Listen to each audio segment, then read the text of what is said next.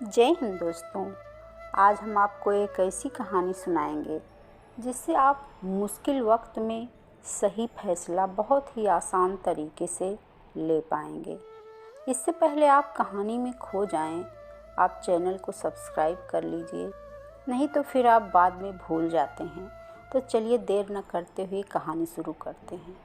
दोस्तों, बहुत समय पहले की बात है। एक छोटा सा राज्य था। उस राज्य का राजा बहुत खुशहाल था। उसके पास किसी चीज़ की कोई कमी नहीं थी। प्रजा भी अपने राजा का खूब आदर सत्कार किया करती थी। प्रजा राजा से बहुत खुश थी, लेकिन आज कुछ ऐसा हुआ था जिससे राजा की नींद हराम हो चुकी थी। राजा को रात भर नींद नहीं आ रही थी। 25 सालों से आज तक ऐसा कभी नहीं हुआ था। राजा के साम्राज्य पर आज तक किसी ने हमला करने का प्रयास तक नहीं किया था, लेकिन आज पड़ोसी राज्य ने इस छोटे से राज्य पर आक्रमण कर दिया। और आज राजा को अपने 25 साल पहले का वह दिन याद आने लगा, जब वह एक राजा न होकर केवल एक सेनापति था और वह अपनी राजा की आज्ञा का पालन करते हुए युद्ध की तैयारी कर रहा था। लेकिन उस वक्त उसके मन में कोई शंका नहीं थी, किसी चीज़ का निर्णय नहीं लेना था। इसलिए वह चैन से उन चीज़ों की तैयारी में जुटता था। राजा बहुत विधा में था। उसे समझ नहीं आ रहा था कि इस दुविधा से बाहर कैसे निकले, कि आखिर वह अपने साम्राज्य को किस तरह से किसी और के हाथों में सौंपे कैसे। जो साम्राज्य को हासिल करने के लिए उसने दिन रात एक कर दिया, कई लोगों को धोखा दिया, कई लोगों को पीड़ा दी, कई लोगों को कष्ट दिया, कई प्रकार की राजनीति रची, कई प्रकार के षड्यंत्र रची। इतनी सारी मेहनत करने के बाद जब उस राजा का सिंहासन प्राप्त हुआ था, उस सिंहासन को, उस साम्राज्य को वह अपने हाथ किसी और को कैसे थमा दे। राजा को कुछ भी समझ नहीं आ रहा था कि वह क्या करे। वह बहुत चिंतित था, परेशान था, करवटें बदल रहा था, लेकिन उसे कोई तरीका सूझ नहीं रहा था। राजा यह बात बहुत अच्छी तरह से जानता था कि बात केवल मेरी नहीं, इस पूरे साम्राज्य की है। राजा ध्यान करना जानता था।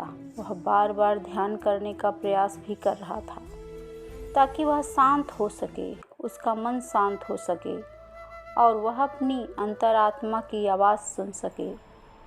उसने कई बार प्रयास किया, लेकिन हर बार उसे असफलता ही हाथ लगी।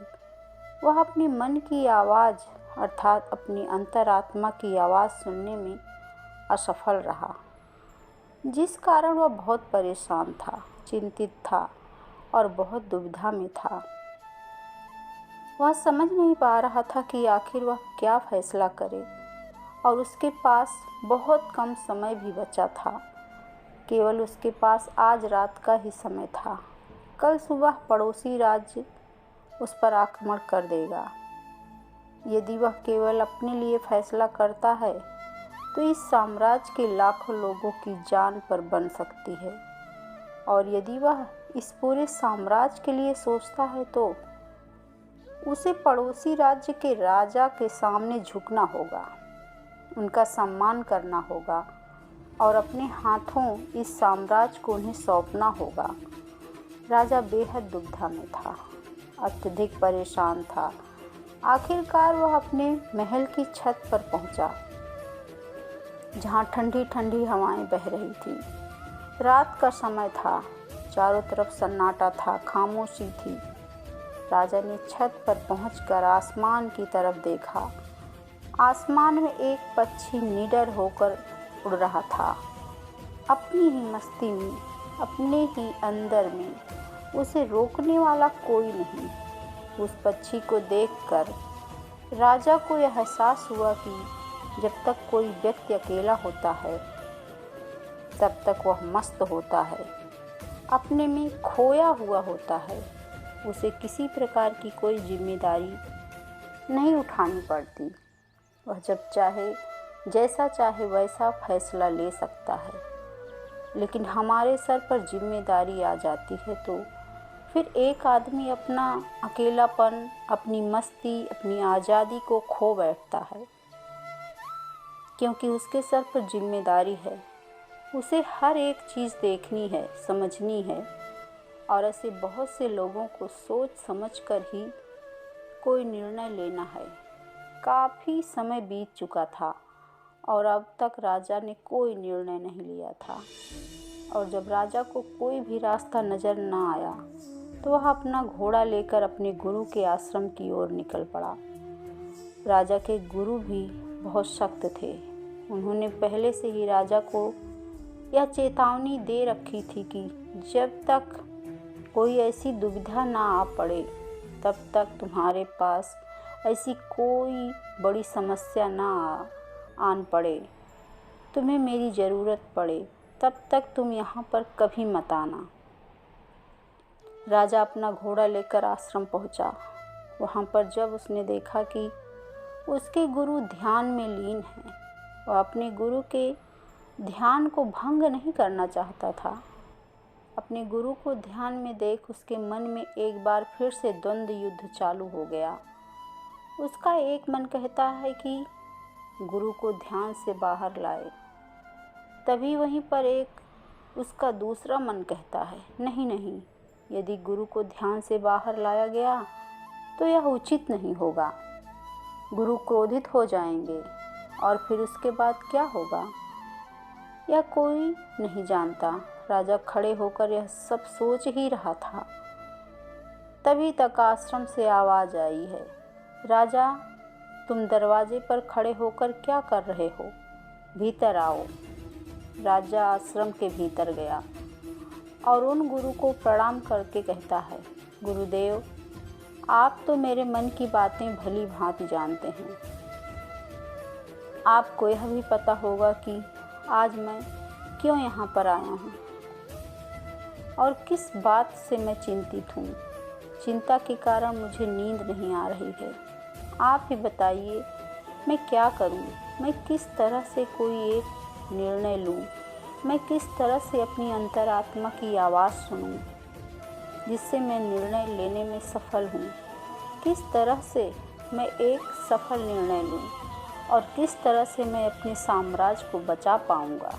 राजा की यह बात सुनकर गुरु मुस्कुराने लगे और राजा से कहते हैं, राजन हर इंसान के दो मन होते हैं, एक मन उसे कोई काम करने के लिए प्रेरित करता है तो दूसरा मन इस काम को टालने का प्रयास करता है, उस काम से पीछा छुड़ाने का प्रयास करता है और इन्हीं दोनों मन के बीच में हम फंस कर रह जाते हैं। हम किसी एक तरफ निर्णय नहीं ले पाते, हम किसी एक दिशा की तरफ नहीं बढ़ पाते और ऐसे समय पर हमारे मन में सवाल उत्पन्न होने लगता है कि जो फैसला हम लेने जा रहे हैं क्या वह सही है या फिर गलत। ऐसी स्थिति हमेशा आधी अधूरी हो जाती है और वह हमें अपने पूरे जीवन भर पछताने के लिए मजबूर कर देती है।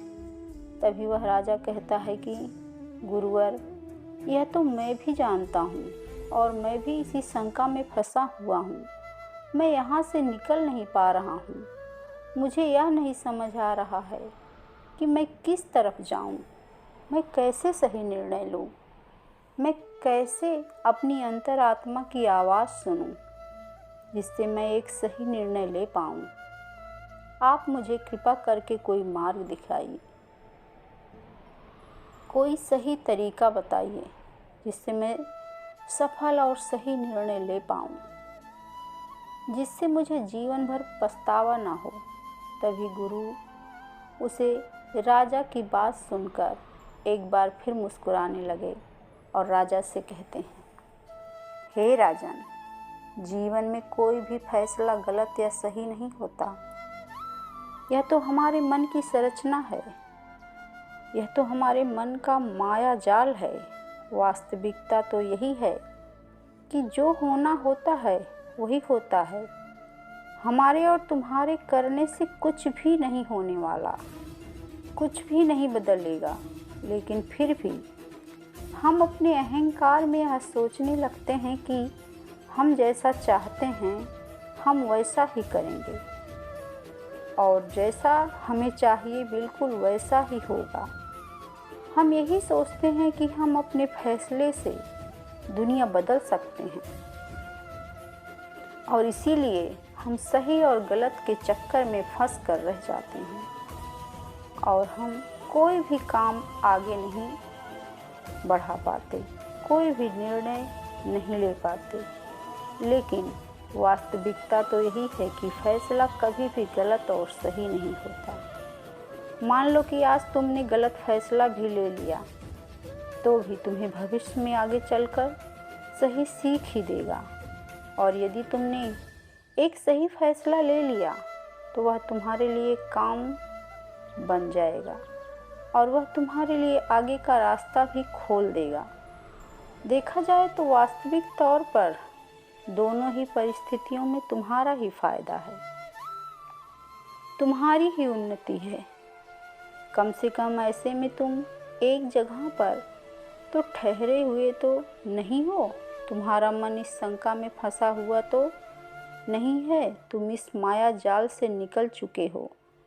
तभी वह राजा उन गुरु से कहता है, हे गुरुवर, आप कहना क्या चाहते हैं? आप कहानियाँ तो नहीं कह रहे हैं कि मैं बिना सोच विचार के कोई भी निर्णय ले लूं?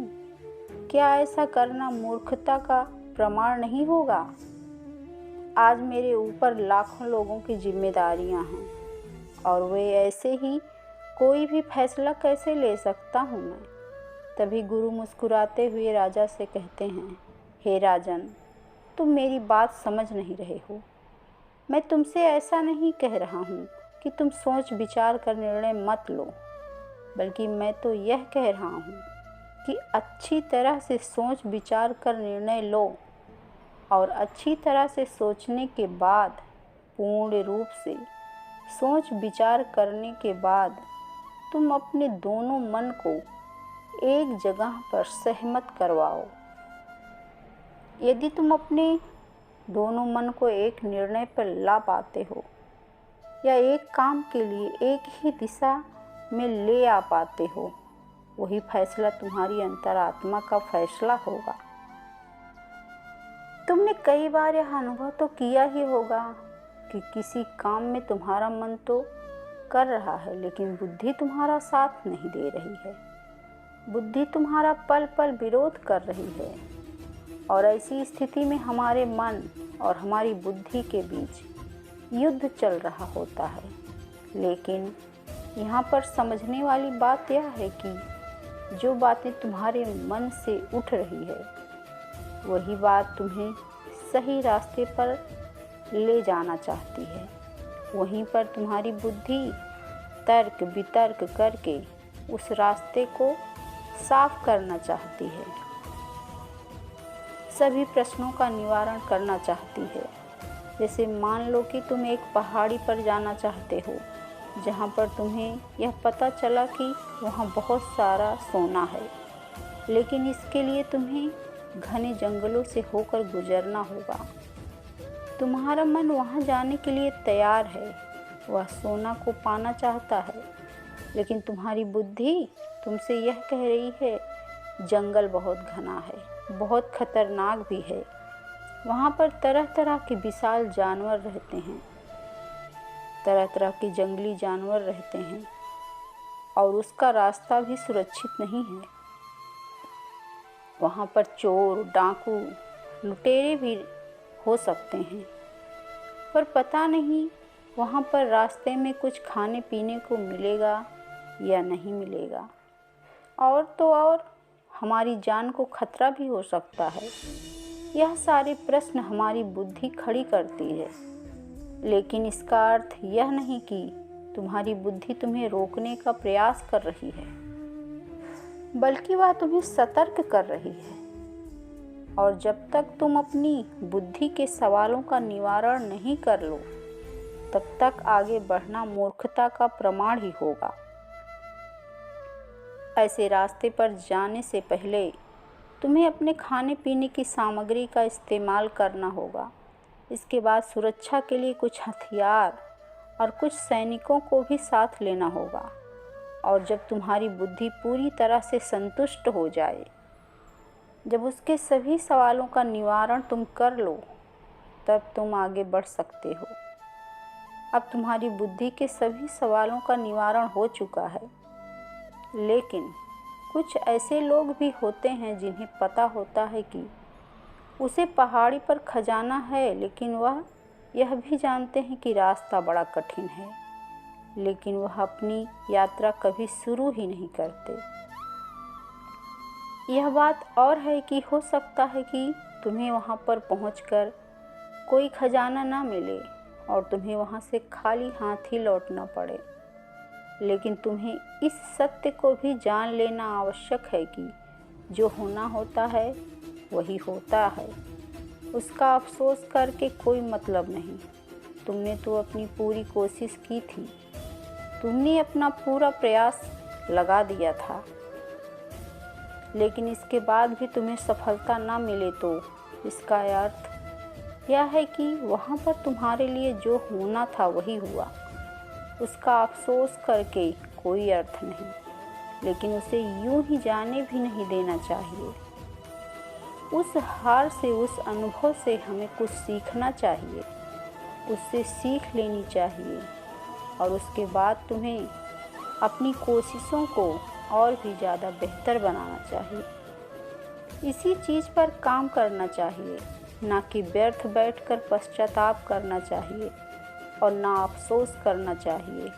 मैं तो तुम्हें बस यही समझाना चाहता हूँ कि अंतरात्मा की आवाज़ हमें तब सुनाई देती है जब हमारा मन, हमारी बुद्धि दोनों एक बात पर पूर्ण रूप से सहमत हो जाते हैं।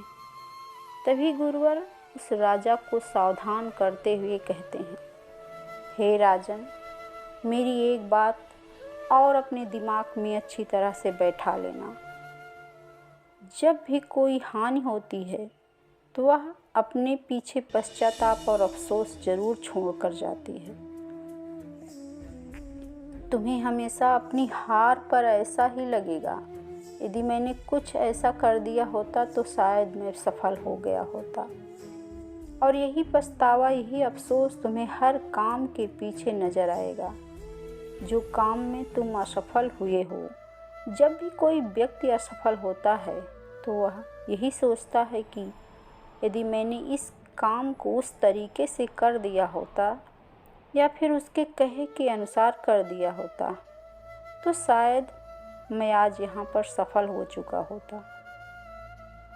लेकिन वास्तविकता तो यही है कि तुम्हें कभी भी इस बात का एहसास नहीं होने देगी कि तुम्हारे साथ क्या तय किया गया है और तुम्हारे साथ क्या होने वाला है। हाँ, यह बात और है, कुछ सचेत और कुछ जागरूक लोग ही इस बात को जान पाते हैं कि उनके साथ आगे क्या होने वाला है। इसलिए वह कभी भी उस चीज़ के होने का पश्चाताप नहीं करते, उसका अफसोस नहीं करते, क्योंकि उन्हें पूरा पता होता है कि आखिर क्या होने वाला है और वह अपनी पूरी कोशिश करते हैं। उसके बाद जो कुछ होना था वह तो होना ही था, उसमें पछतावा करके क्या लाभ। किंतु जिन लोगों को अपने फैसला पर यकीन नहीं होता वो हमेशा केवल सोचते ही रह जाते हैं। वह हमेशा अतीत के बंधनों में बंधे रह जाते हैं, दुखी रहते हैं, रोते रहते हैं, लेकिन वह अपने जीवन में कुछ नहीं कर पाते। लेकिन एक बुद्धिमान व्यक्ति यह भली भांति जानता है कि अतीत को बदला जाना मुश्किल है, लेकिन उस पर बैठकर अफसोस करना व्यर्थ है। किंतु वर्तमान में हम सही निर्णय ले सकते हैं और भविष्य जो कि हमारे हाथों में है ही नहीं। इसके बाद उन गुरु ने राजा को वहाँ से जाने का आदेश दे दिया और वह वापस से ध्यान में लीन हो गए। गुरु की सारी बातें सुनकर राजा के मन में जो द्वंद्व युद्ध चल रहा था वह पूरी तरह से शांत हो चुका था। राजा वापस महल लौटा और उसने शांतिपूर्वक अपने मन और अपनी बुद्धि को एक ही निर्णय पर सहमत करवाया, और वह था कि हम युद्ध लड़ेंगे। जब राजा के मन से यह निर्णय उठा तो उसकी बुद्धि ने उसके सामने कई प्रकार के सवाल उत्पन्न कर दिए, जैसे कि हमारी सेना बहुत छोटी है, हम उनके सामने टिक नहीं पाएंगे, और पड़ोसी राज्य के पास एक विशाल सी सेना है जो हमें चुटकियों में मसल सकती है। उनके पास तरह तरह के हथियार हैं और लड़ने का कौशल भी है। और ऐसे ही कई प्रकार के सवाल उसकी बुद्धि उससे कह रही थी। उन सभी प्रश्नों का जवाब देते हुए राजा आगे बढ़ता चला गया और वह इसी निर्णय पर पहुंचा कि हम युद्ध लड़ेंगे। यदि हम सही रणनीति से, सही तरीके से युद्ध लड़ेंगे तो हम छोटी सी सेना के साथ ही उन्हें हरा सकते हैं। इसके बाद राजा चैन की नींद सो गया और अगली सुबह उसने अपने सेनापति को आदेश दिया कि हम युद्ध लड़ेंगे, सेना को तैयार करो। सेनापति ने राजा की आज्ञा का पालन किया। दोनों ही राज्य में घमासान युद्ध हुआ। हालांकि इस राज्य की सेना बहुत छोटी थी, बहुत कम थी, लेकिन राजा के सही रणनीति के कारण, राजा की सही निर्देशन के कारण आखिरकार राजा ने इस युद्ध को जीत ही लिया। दोस्तों, उम्मीद करती हूँ कि इस कहानी को सुनकर आप भी अपनी अंतरात्मा की आवाज़ को सुन पाएंगे और सही निर्णय ले पाएंगे।